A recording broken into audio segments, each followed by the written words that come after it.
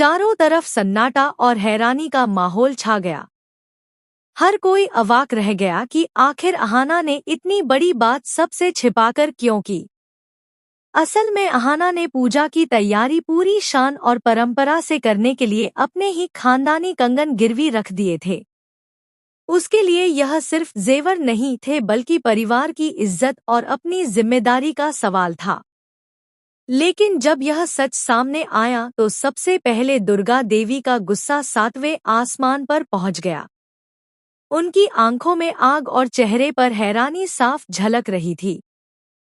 उन्होंने गुस्से से कांपती आवाज में कहा, अहाना, तुम्हारी हिम्मत कैसे हुई हमारे खानदानी कंगन गिरवी रखने की? ये हमारी परंपरा की निशानी है। अगर पैसे नहीं थे तो पूजा को सादगी से कर लेते या फिर उसे टाल देते, लेकिन इतनी बड़ी बात छुपाना, ये हमारे लिए अस्वीकार्य है। सारा घर दुर्गा देवी के शब्द सुनकर सहम गया। लेकिन इस बार अहाना ने चुप्पी तोड़ दी। उसके चेहरे पर डर नहीं बल्कि आत्मविश्वास था।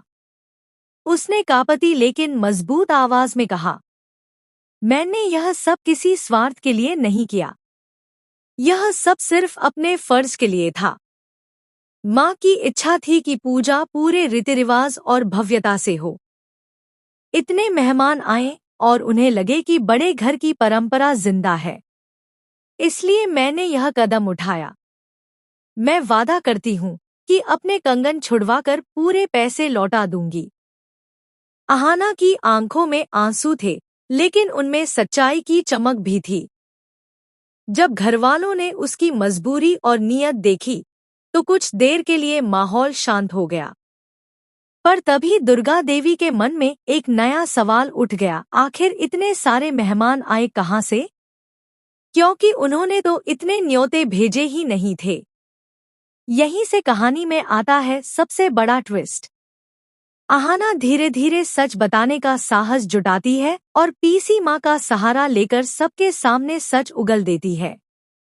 वह कहती है कि ये सब बड़ी बुआ और ठाकुर जी की चाल थी। उन्होंने ही ज्यादा लोगों को बुलाया ताकि हमारी तैयारियां छोटी पड़ जाएं और पूरे मोहल्ले के सामने हमारी इज्जत खराब हो। ये सुनते ही दुर्गा देवी का रूप बदल जाता है। उनका चेहरा लाल हो उठता है, मानो उनके अंदर का रुद्र अवतार जाग गया हो।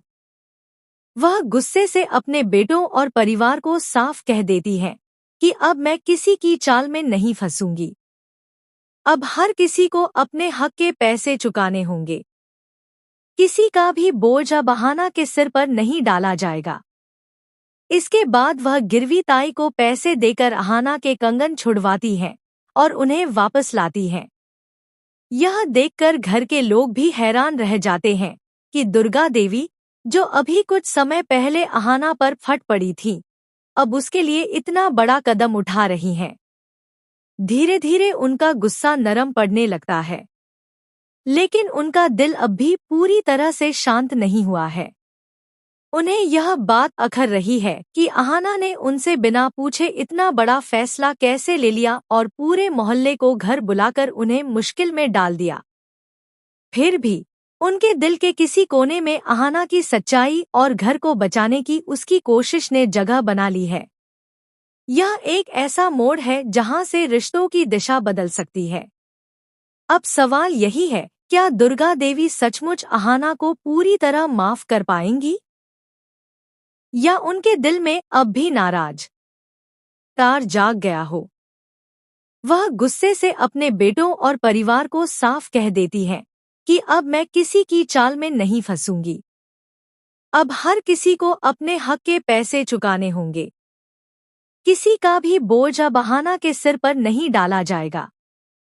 इसके बाद वह गिरवी ताई को पैसे देकर अहाना के कंगन छुड़वाती है और उन्हें वापस लाती है।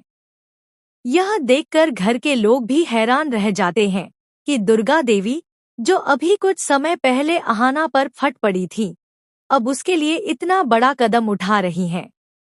धीरे धीरे उनका गुस्सा नरम पड़ने लगता है, लेकिन उनका दिल अब भी पूरी तरह से शांत नहीं हुआ है।